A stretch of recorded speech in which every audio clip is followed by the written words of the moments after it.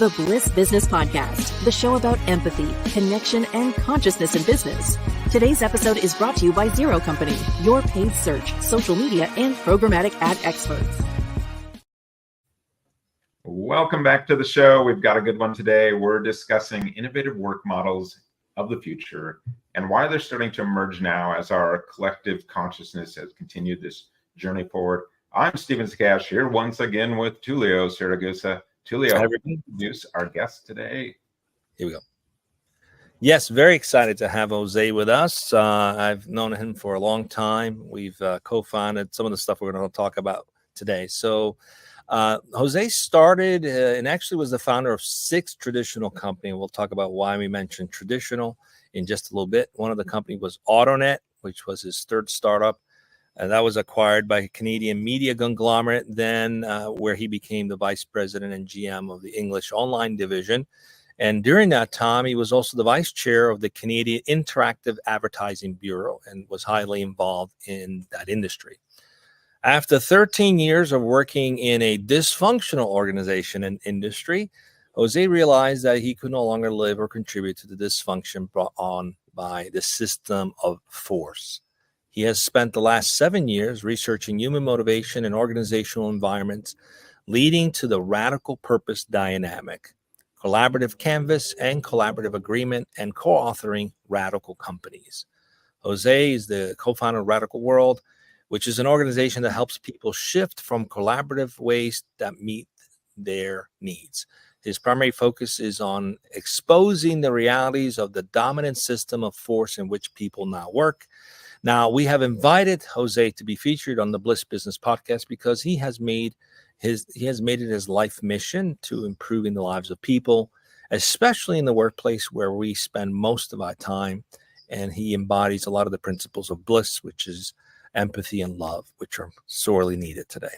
So welcome to the show, Jose. Thank you. I'm excited to have you. He's also one of the co-founders of Radical Purpose. So I'm very excited for this conversation. Thank you. It's a pleasure to be here. Thank you for inviting me. Pleasure meeting you, Stephen.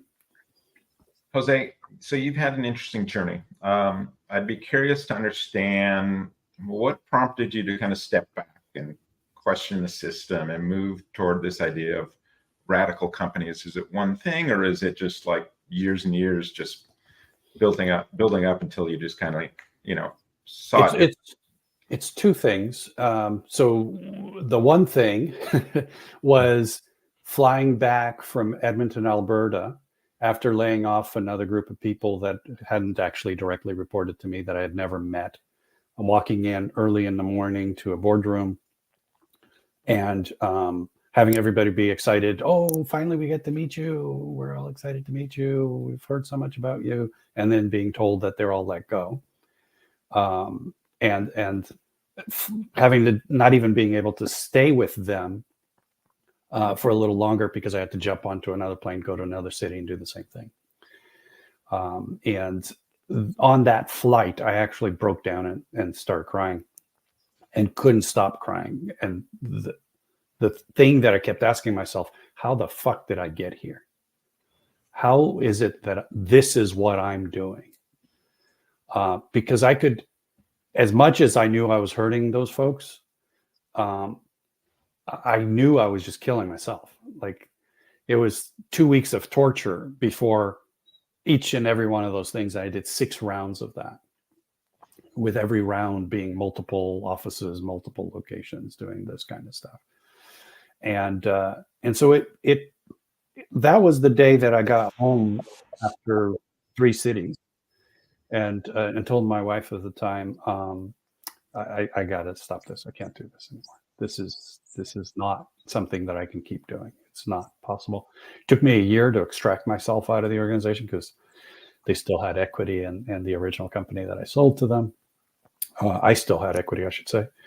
And so that was the sort of the tipping point.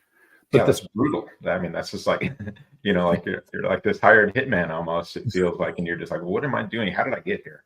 Yeah, absolutely. You brought back some traumatic moments because I've done that too, and I didn't sleep for weeks, and I still this day it still pains me. Yeah. Whew. And I thought, okay, I left the industry, I left the company, and I'm just going to do my new startup, actually started something, then started something else. I couldn't get into it. I just couldn't get into it. I just no longer had the confidence, the motivation, the passion to make it happen like I had done before.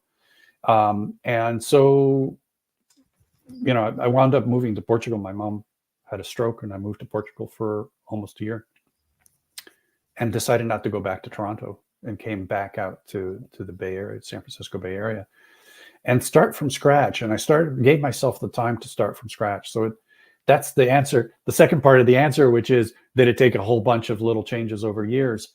And yes, it took that tipping point, and then it took the last 10 years of sort of digging deep and figuring out, like, what motivates us to do the things that I was doing, and what motivates people that were my partners in the organization to cause me to do that. Yeah, let's dive into that a little bit. I know you talk a bit about like these fiat lenses, and what are they, and let's dive into maybe some of the motivations for having this. Yeah, so I like to think of it as when you don't know something, you resort to force, right? Like, I don't know how to make this happen, so let me just push through it, right? I don't know how to make my kids do what I want them to do, so let me yell at them. That didn't work, let me beat them up, right? Like, it's just sort of this progression of just not knowing. Humans don't do well with not knowing. And if there isn't a culture of knowledge, a culture of behavior, then what we do is we sort of get to the point where we just push each other around. And we've built a society on force. We've built a society that says the only way to control people is to push them into certain behaviors. So we do that when the way we teach them, right? You must go to school. You must take the class. You must attend. You must listen. You must do the class, the homework. It's this continuous force. That's the fiat lens. The fiat lens is this default mechanism that we have, that the way we actually get other people to do things is through this idea that we must control them in order for them to do it. The chaos that will ensue if we don't have control. That's the fear, right? And what we speak about is moving away from this view that is fiat in nature, fiat meaning imposed, to one that is bound to our radical needs. Radical meaning root. Human nature is rooted in these needs for meaning, belonging, becoming, impacting. And these needs they're desires that we feel all the time. We can't always express them. And when we can't express them, then we end up doing the pushback on the force. And that's the world that we live in, where people are in organizations fighting for their lives because they don't have meaning, they don't have belonging, they're not making an impact. And they also don't know how to do it without the fiat lens. And so it's this thing of just pushing on each other back and forth. It's this never-ending game of fighting each other. So what I'm hearing a lot is this concept of compliance. From day one, we're pushed to comply, and just kind of follow the herd. How do the fiat lenses hinder, for example, personal growth and even growth within an organization, and ultimately innovation? Because if you're just complying, there's no room for thinking, for innovating. How does well, I look at this a little bit differently. It's a good question, but when I started this work, I did this primarily through neuroscience. And the neuroscience on behavior is that we behave because of our feelings. That feelings are actually the primary motivators. So that's why I love the fact that you guys are talking about love and empathy and so forth, because that is what motivates our behavior, right? Then we have this logical agency piece, right? Where we think about what should we do and how should we do it. And then that's a secondary piece. That's where we need the know-how, right? The know-how exists in that side of us, that what Kahneman called system 2, where it's rational, right? And we can make a plan and we can see a strategy and we can understand how something works. But until we get to that stage, we're still working from feelings. So when we talk about growth and all of that, that's secondary. That's at the secondary level. At the primary level, it's I'm just not feeling like things are meeting my needs. So then I feel discouraged, and then I feel disengaged, and then I feel depressed, and then I feel burnt out. All of these things that we're familiar with in the workplace. But we don't attribute it to people's emotional feeling systems responding to the force that they're having to cope with every day. We attribute it to their weakness. I certainly did it for myself, right? As I was going through all of that hell that I described earlier, I never thought, oh, yeah, I thought that they were all a bunch of bozos around me, for sure, though I was wrong, but that's what I was thinking. But I also blamed myself for not being good enough, strong enough to cope with the bozo-ness that was happening around me. Yeah, I think a lot of people, they don't know how they got there, why they got there, right? In that place, and they're just there a lot of times. And I think there's a whole bunch of reasons there, but that lack of meaning, I think, is kind of a key element there. They just don't see this higher purpose, this noble pursuit, this in what they're doing. They just see like you said, kind of just punching down and just keeping your head down and survive. Trying to survive. It's a survival mode thing where, exactly. And they just look up one day, and it's like, where am I right now? What have I done with my life? Exactly. Why is it like what happened to me? Yeah. Do you think there's some industries or sectors where the fiat lenses are more pervasive? I think it's likely, but I don't think that that's the thing that we should look at. My sense is that society as a whole is so fiat that the fact that it's more fiat here and less fiat there, and that even not just in an industry setting, but that in some organizations in the same industry, some are less fiat and others more so.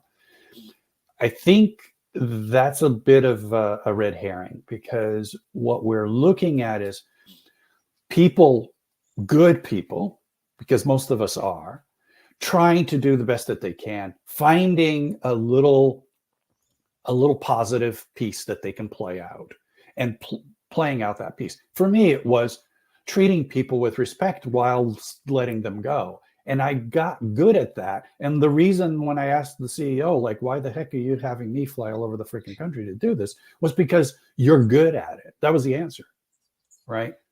Why was I good at it? It wasn't because I was good at it. It's because I gave a damn. So I tried to set it up so that I'm not doing it on a Friday. And I'm not, all of these kinds of things that are, intuitive. You don't want some poor guy that you're laying off having to deal with this by himself all weekend and cope with this trauma. Those kinds of little subtle things, people would look in and say, oh, you're good at it. In reality, I'm just making fiat bearable, which is actually worse, if you can think about that.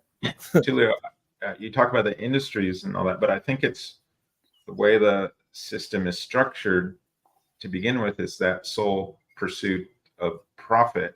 And so his scorecard is this profit related, not love related, not empathy. Yeah. Like, hey, if we had this other KPI related to love and empathy, we're failing it right now. on when you're doing that. It's just this KPI toward profit solely, this one currency, this one pursuit. And I think that's when we're always just focused on that constantly, and every action we're taking is sort of geared toward that. Right. This and is what's that's going to yeah, and it is that we're focused on money, but it's that we're focused on money through the fiat lens, and there's a difference between that, right? Yeah, if, exactly. If right, you get what I'm saying, right? Yeah, exactly. That's just 100%. It's that because you can still be focused on money, but also focus on people at the same time. It's not a mutually exclusive, right? Which Wall Street will have you believe it's right. It is. There's a balancing act. Yeah. Right. Yeah. Like everything else in life. But it sounds like it's so pervasive that most are not even aware that sometimes they might be trying to solve a problem, but with more care and more love and more empathy, but it's still doing it through the fiat lenses. It's so ingrained that we've actually created reality through the lenses for a long time. And we think sometimes we make a change, but it's still through those lenses. So, I'd be curious, like, what's the point of resistance that people face most of the time in trying to address these issues? So, when people tell me, oh, one of the ways to solve it is let's go do meditation at work and all that kind of stuff, right? And I think what we're doing there is coping with the fiat system, and coping with the fiat system is actually perpetuating the fiat system, right? We're just basically like, if you can survive it, the longer you can survive it, the more the system will continue to do the same thing, right? We're putting a Band-Aid on it. We're putting a Band-Aid on it. The other thing is, well, let's just destroy the system and let's go fight the system. Well, guess what? You need to use fiat to do that. We're back to the same thing, right? The idea that it's about fighting the system or fighting people who are perpetuating the system in of itself does more of the same. And I'm not a pacifist. I'm not saying that let's just, cross our legs and in a dark room and close our eyes and everything's going to be okay. What I'm saying is that it's not about the system. It's about us. And the us part is that we can see that we can actually do things without requiring a system to force us to do things. That we can found small companies that are collaborative in nature, that are co-owned and co-managed. That what we can do is actually create the environment that we want, rather than going and trying to change the one we already have that isn't going to change without fighting it, or trying to go through this process of transformations of organizations that have already been embedded and imbued with that mentality that Stephen just talked about. It's all about money. It's all about profits. It's all about, market share. And how do you switch from that to something else? You can't. You really cannot. We've seen it. We've seen it many, many times, attempts at doing that. And for the most part, they failed. So it's about creating something new at the people level, recognizing our needs, understanding each other's needs, meeting each other's needs, and creating collaborative environments that are actually viable and not in any way fiat-based. So we're seeing, talking about these structures of business, we're starting to see more come online, like B Corps, or conscious capitalism approach, or triple bottom line. This is the evolution of consciousness, right? This is the trajectory of where we're going. So it's going along with us, that we're starting to introduce some new ideas here, because we know it's not quite working the way we want it. We aren't sure of the velocity of this, but we're sure of the trajectory. By velocity, I mean, like, at some point we're going to get quickly. enough people doing this that it's really a tipping point on there. I agree with you, Stephen. I think, but I don't think it's the things that you're showing, that you've just mentioned. I think those things are important, and they need to be done, and they're like opening attempts. up They're people. we're feeling Their our way attempt, around. their attempts. Right. It's an improvement from where we were, for sure. Yeah, and Not the ultimate. I kind of think of it as like when the first guy put an engine on a carriage, right? It was still a carriage. It still had hard steel and wood wheels and horrible suspension and everything else. But we put a little tiny gas engine on the front of it, and it was something new, right? It wasn't until it was built differently, and it wasn't until it was actually something completely different than the carriage that it actually became powerful. But very, very interestingly, 1900, there were 8,000 cars in the United States. Stephen, dare to guess how many cars were in the United States by 1925? No idea. 22 million. Dang. Yeah. In 25 years, 22 million. We basically changed the culture of the United States in a matter of 25 years. Because we went from fundamentally recognizing that transportation was something that each individual could do, independent of a system of transportation. Meaning, I didn't have to wait for the train when the train ran. I didn't have to wait for another carriage to come by once a week for me to get on and go somewhere else. That I could take long-term, not just whatever I could do with a horse, but longer distances in a car for the first time, because it became a personal choice. It became, I can do it when I want to do it, how I want to do it. And that caused this huge growth in that industry. So I think we're on that scale. I think we're 1900 for the industry of work, if you will. Yeah. It's just that it's going to take a while for us to flip it. Very And interesting. I wonder too, with like technology, we've got AI coming online here where that can really act as a mentor and things like that, or lead us if we allow it to lead us in the right direction. It can help with that. So, but let's talk about what are some practical steps like individuals can take to start removing the fiat lenses from their thinking. One is recognize that they do have needs, and that those needs are what makes them feel bad and good.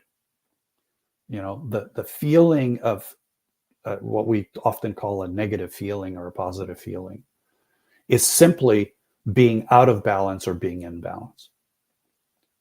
That if my needs are being met, I'm in balance. If my needs are not being met, then I'm out of balance. And it isn't because I'm weak or stupid or anything else. It is simply that who I am is not in balance with this environment right now. And understanding that leads us to create environments that are in balance with us. And so it's about not blaming yourself or others, but recognizing that the environment as a whole is not in balance with what you need. And to move out of this need for somebody to tell you what to do towards this need of wanting to do what needs to be done that you decide. And the idea that I need to get a job, that somebody needs to employ me, is a fiat idea of me being employed, which literally means to be used as a tool. And that's essentially what we're being done. That people who are employees are being used as tools for someone else to make money, for someone else to make their impact. And so for us to recognize that this movement towards a new way of working is really a movement, much like the automotive industry was, a movement towards empowering individuals to do the things that they want to do within the context of what's what their needs are. And it becomes more about people working together in collaborative ways than of people wanting to be the founder and the boss and telling people what to do and hiring people as employees. And that's a huge shift, right? That's a huge paradigm shift. It starts with coming to the realization that the way I feel has to do with my needs and the environment rather than this I'm happy or I'm not happy business. Yeah, let's talk a little bit about, like, I'm at work right now, and I'm a leader or I'm working with teams. How are these lenses, impacting the decision-making process? I know at times, as a leader, sometimes everyone just sort of look towards you automatically, right? And it's like, hey, no, let's try and collaborate on this, do this a little bit better. What do you guys think? How do these Transition? lenses, how do we transition with coming to terms after we kind of see some of this? There's leadership in all of us. So it's not that leadership disappears, but it's when that leadership becomes calcified in a fiat model, right? In a fiat system. And he's the leader, and therefore he will remain the leader, and he's always the leader, and we have to just kowtow to whatever he says. People like yourself, I suspect, don't want to be that kind of leader, right?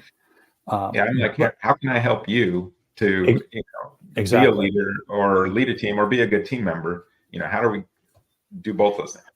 It's by my experience has been that you can't ask somebody to be a leader, but you can put them in situations where their leadership shines.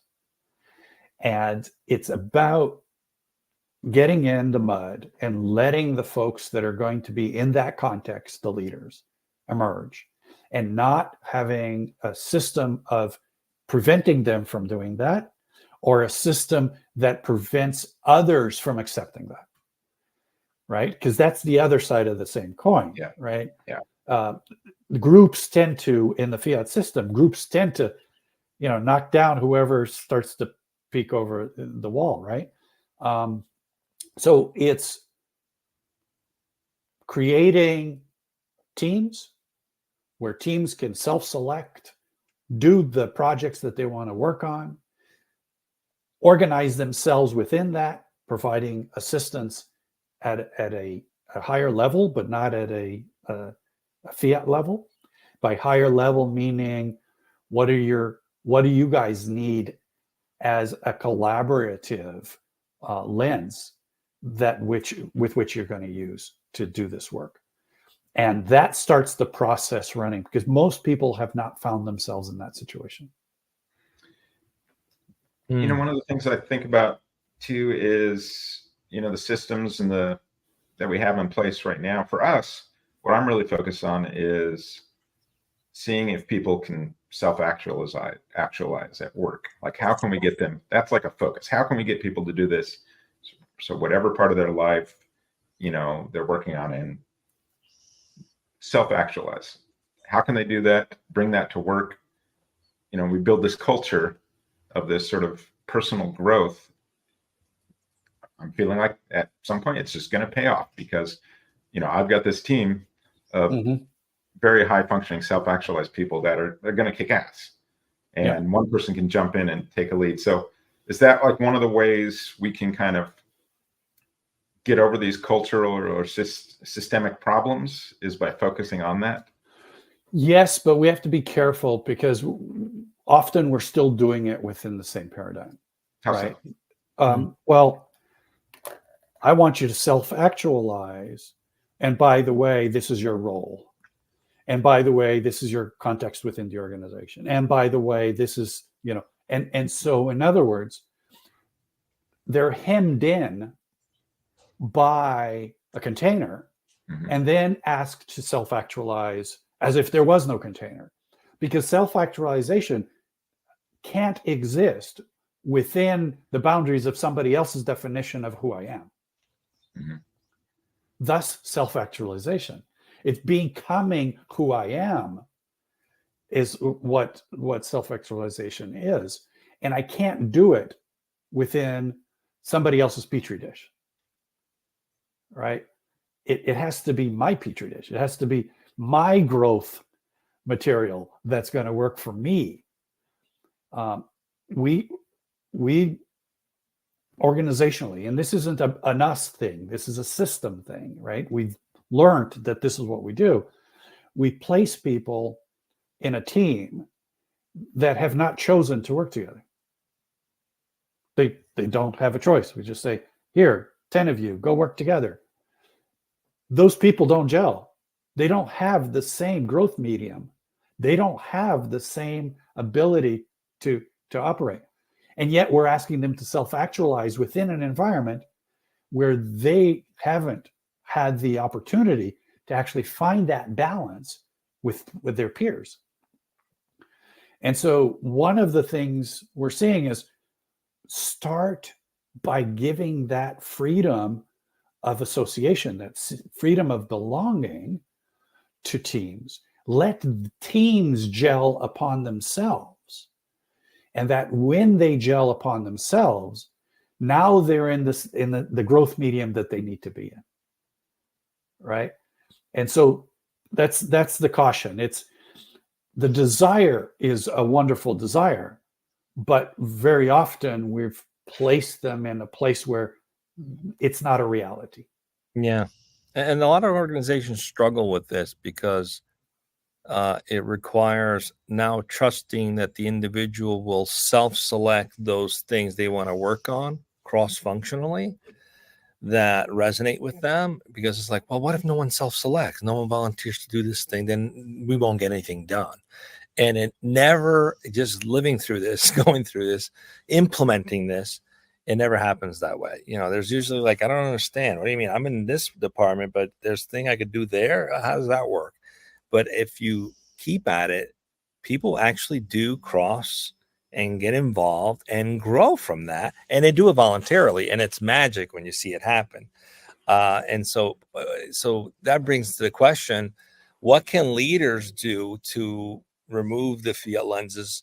Maybe not altogether, because it seems like it's a massive undertaking, but at least some steps. How can they encourage that? Because there's people, you might have to do a job that's necessary. If you're manufacturing, someone has to manufacture the products, but maybe there's an opportunity to cross in other areas. So what are some of the things that leaders can do to encourage that? Well, there's always a question of, do we change the way people think so that we change the way they act, or do we change the way people act so that they change the way they think? And the answer is both. Yeah. And one of the examples that I really like is Buurtzorg. Are you guys familiar with Buurtzorg, the healthcare nursing company in the Netherlands? No. So it's, I won't go into the whole story, but it is now the largest nursing company, neighborhood nursing company in the whole country. That's right. Yeah, so they're very self-controlled teams in their company, right? Not only that, and this was the point that I was going to make. Jos de Blok, the founder, says, I will not hire a nurse. A team can join us, but a nurse cannot. You cannot come and join me as a nurse. Right? And so what happens is that you have to go find your 6, 7, 10 peers, 12 peers. You have to join as a team, and you have to self-regulate. Now, when you do that, you're automatically allowing for them to figure out how to be a team and who's going to be the leader and how they're going to decide what's going to decide, and so on and so forth. And those nurses learned how to collaborate and not have a boss because the environment didn't dictate it. In fact, the environment dictated there is no boss, and I can't hire you because there is no boss. So you better figure out how you're going to organize yourselves. And we have coaches and we'll help you, but we don't tell you what to do. And that type of organization automatically changes people's mindsets from one of, I got to keep my boss happy, to one of, I've got to figure out how to keep my team from falling apart. And that's a totally different mindset. Yeah. What about the challenge around that? Because I've discovered this, I've seen this. There's always that employee or two that fears that the minute they go and expand beyond what they're doing, that they're going to be taken advantage of. So they stay in their lane. They're like, I don't want to go work on that. I got enough on my plate. So they self-perpetuate themselves into the box because it feels comfortable. How do you help those come out of the box? Because it's been ingrained for so long. This is my job. I stick with it. But the minute I offer more, they're just going to take advantage of me. And in some organizations where that's not the case, that's the feeling they get, whether they express it or not, and they just kind of stay in their little box. How do you deal with I that? don't think you can change them. The only thing that you can do is you can show them more Stevens, CEOs that are doing it differently, that feel different, that whose teams are different. Just keep doing it, and eventually, and they will, trust me. Every single human on earth wants to have a better quality of life. And the way they're going to find their better quality of life is when they see somebody else able to have that better quality of life. Today's idea of a better quality of life is power and wealth. When we can show that a better quality of life is actually better collaboration and better well-being and compassion and caring for each other, that becomes the thing that other people want to do. So I don't think anybody can do anything about doing it. The only thing they can do is do it for themselves if they can, and in doing it for themselves, modeling it to others. yeah. Tullio, sometimes I think we have to be sneaky with it and like, hey, here's the KPIs on adding empathy to this part of your business or whatever, where it's just like you give them the ROI, they're still dealing with that currency, and you give them that, and then it just kind of sneaks up on them after. It's like, oh, this feels good, and it's helping them. It's a trust thing, Stephen, and that takes time, because ultimately it's someone realizing they're actually doing this for me, not trying to take advantage of me. And it's ingrained. I mean, we've all been there, right? You give a little and they take the whole arm, but in an environment where it's actually desirous to help people self-actualize, it's a system for doing that. And of course, everybody benefits from it. The business benefits from it. The individual benefit from it. But I think with some who are basically scarred, it's going to take time and patience. And that's the whole point. If we use force, they'll comply, but they won't be happy. So we're back to playing the same game. There's only one way to do this. And I hear people say, no, there's not just one way. There might be different flavors of the same way, but there's only one way. And that is to allow human beings to actually get to the point where they recognize that they have the agency to do it differently. And that recognition allows them to experiment, to do it differently. There's no easy answers. There's no pat solutions. Yeah. But there are a bunch of tools that we can bring to the table to help that happen. It's just that it requires a mindset to use those tools. And that mindset only comes from you.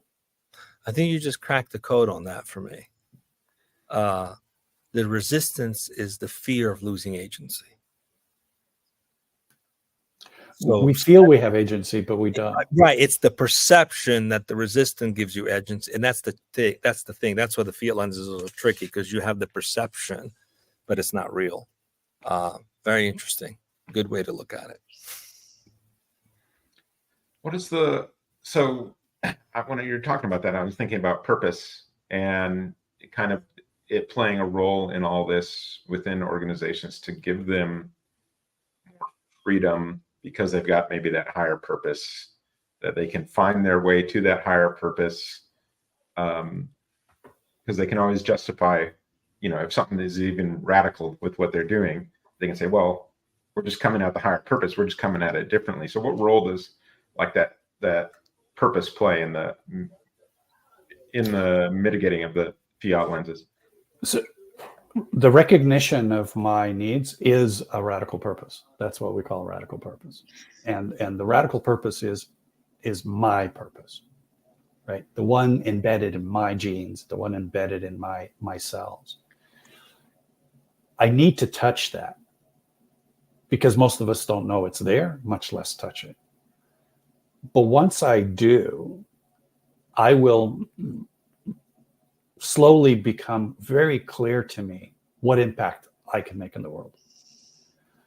That impact is the piece of somebody's purpose at a larger scale, as a team, as an organization, as a community, as a society.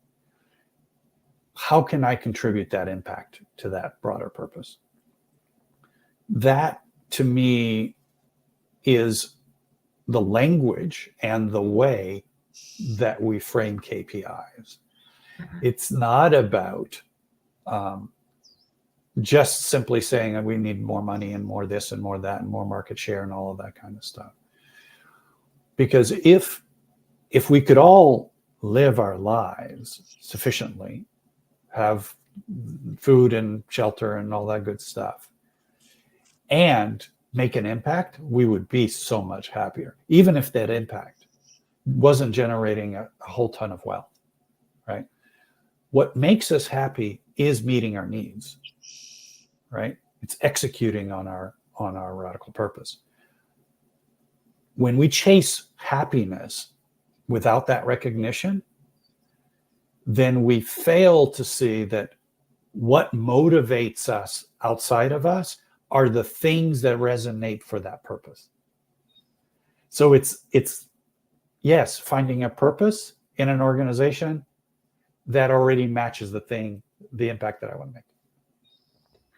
Right. I think about like Maslow's hierarchy of needs, and you've got these just basic sort of survival needs, but we don't really talk about that purpose part being just, like you said, you're on the middle of the plane and you're not feeling like you're surviving because that purpose, that meaning in your life isn't there. And we don't give it enough, I guess, respect, along with air, water, shelter, those Absolutely. things. And it turns out in the neurosciences that meaning essentially is much more than just meaning at a micro level. It is the way we make sense of the world. And it's a little bit of making sense of the world, a little bit of making sense of the world adds up to this bigger picture of meaning as a whole. So it's not made up of a single thing. It's not just like this one thing is the meaning or the purpose. It is that the world I'm in, with all this knowledge I have, all this understanding that I have of the world, makes sense, and my role in it makes sense. And therefore, the impact I can make in it makes sense. It's really about predictability from a neuroscience perspective.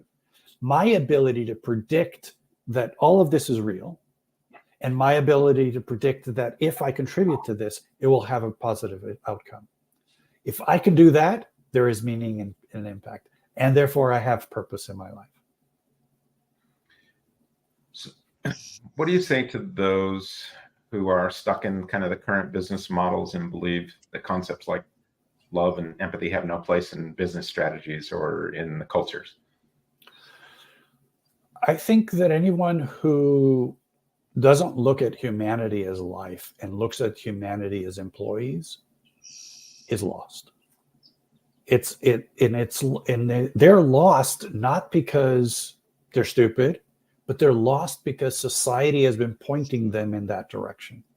They've been led in that direction, right? You walk into high school and the first thing the teacher asks you is, what do you want to do when you grow up? Right? What job? What career? Right? In other words, What employee will you be? Start thinking about that, because this is what we're training you for. Right? And how do you want to fit into the wheel as a cog? That's really the question. That's what our education That's the system actual has question become. we're asked. Right? Instead, the question that we can ask is, what makes you tick? Because whatever makes you tick is your radical purpose. And that radical purpose is what generates all the feelings you've just mentioned. Right? I can only love someone that I'm attracted to, someone that somehow life itself has said, this is someone that you want to be with. Whether it's a love relationship or a partnership relationship or a co-working relationship, that those opportunities to be in that space are not nice to haves. They are how life works. That's exactly how life is intended to work. From again, back to neuroscience, we're attracted to people who provide us with the context that allows us to meet our needs. In personal relationships and in couples relationships, and in partners in work. I've had many partners over the years, and every single one of them was unique and different in their own way, but they were the right fit for the right partnership at that time. And that wasn't a decision made by this desire for control. It was a decision made by how it felt. That we both, or the three of us, or the four of us, had this desire towards this thing. And we knew we could all support each other. We may not have spoken about it in those terms, but that was the feeling that was happening. And all too quickly, that turns into, let's look at KPIs. Let's look at ROI. Let's look at market share. And poof, before you know it, that sense of each other is lost. And we're now doing transactions rather than doing relations. And that's the transformation we're talking about here. It's moving away from a transactional world of fiat to a relational world of radical needs. Jose, great to have you on. I feel like we're just getting started here. We're on a quest to help build more authentic businesses and people. That's it for today's episode. We will see you on the next Bliss Business Podcast.